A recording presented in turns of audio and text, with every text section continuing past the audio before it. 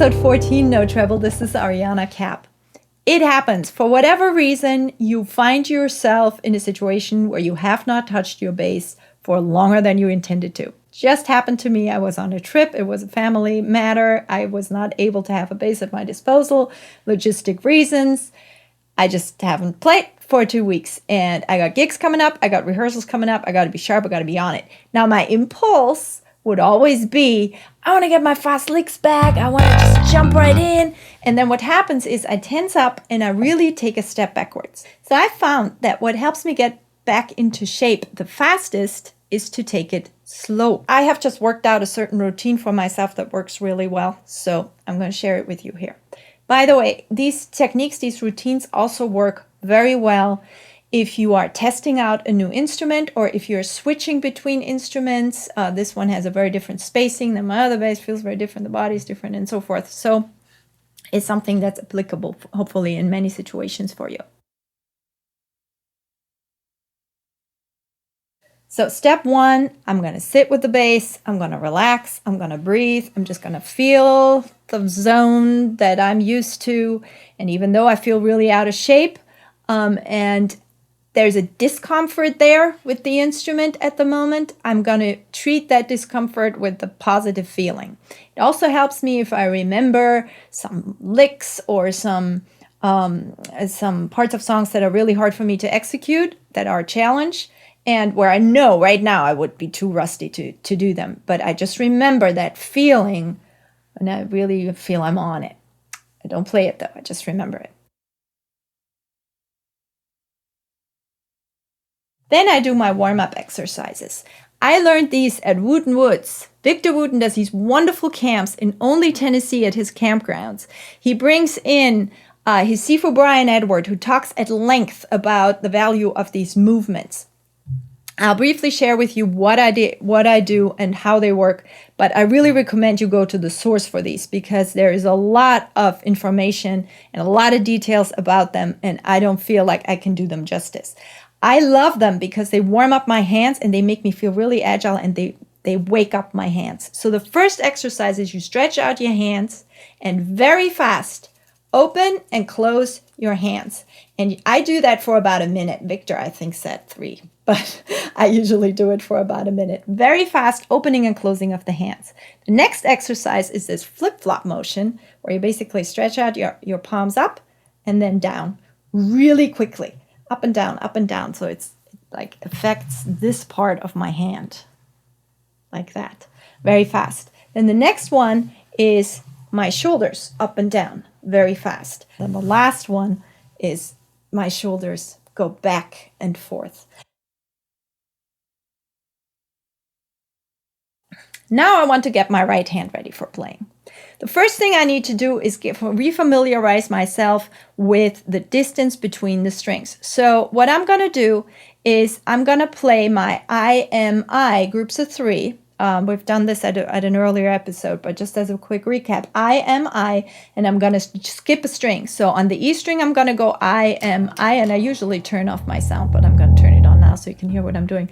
I, and then I, and the ticket is to go slow. I just let it ring now, doesn't matter. It's not about that, and I just really intensely feel into my hand.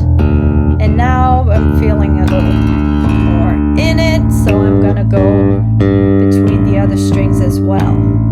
So you can make it up as you go, but I mean E string and D string, A string, and G string. So again, I just want to remember what these distances are and think about it, feel into it. There's really value in that. We often don't take the time to do that, but it helps.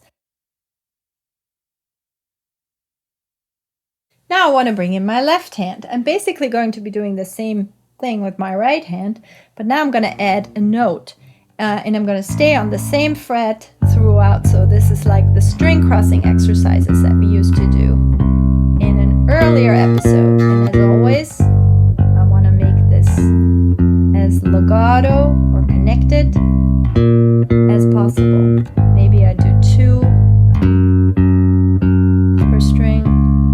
Per finger, 2 rounds.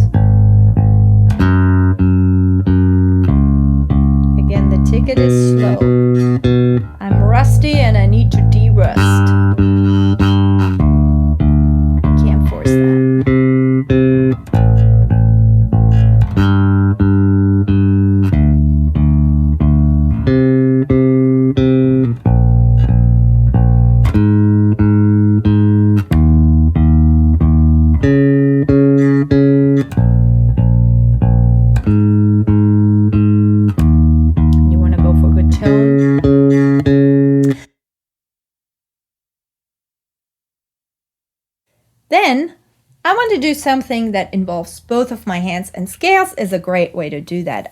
We have done several things in talking technique that will come in handy. You can do permutation exercises all across the bass, or you can do them this direction. You can do tetrachords. You can do anything with the scale that involves going back to the root in between each scale degree. So in any of the episodes that came before, there's lots of material to choose from. The idea is to go slow, and the idea is also to put your attention into both hands at the same time. That is, by the way, something that the brain has a bit of a challenge doing. We think when we're multitasking, we're doing two things at the same time, but really what we're doing is we're putting our attention very quickly from one task to the other. So it has an entrancing effect on the brain to try to force it to have my attention in both hands at the same time. Try it, see what happens. In this case, what I'm going to do is I'm going to play a major scale in thirds. So I'm thinking about my left hand and my right hand, and as the fingers strike the strings,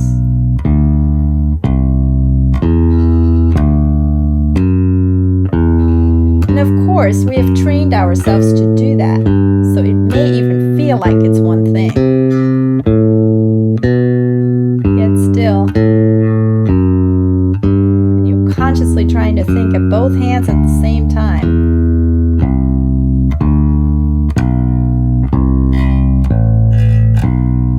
It's an interesting experience, and you want to go slow.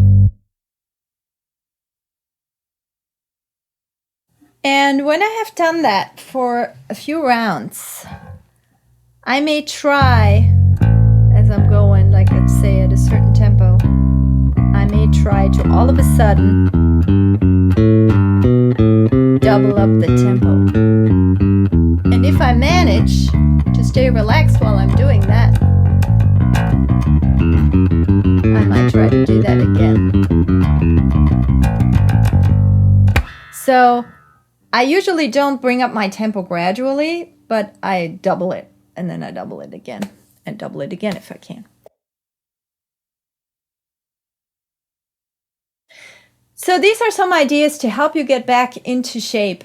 My main advice is after a longer break, don't push it. Just go slow, and the comfort will creep up on you. You can't force yourself into the comfort.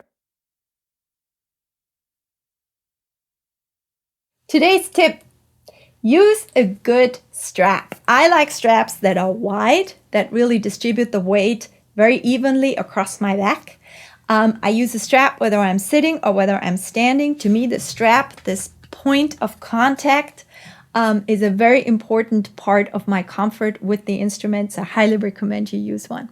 Thank you guys for watching. This was Ariana Kapp with episode 14 of Talking Techniques. You can find me at arisbassblog.com. I'm the author of Music Theory for the Bass Player. There is an extended technique section in that book. And let me know how you're getting on. I love hearing from you. Shoot a comment. Cheers.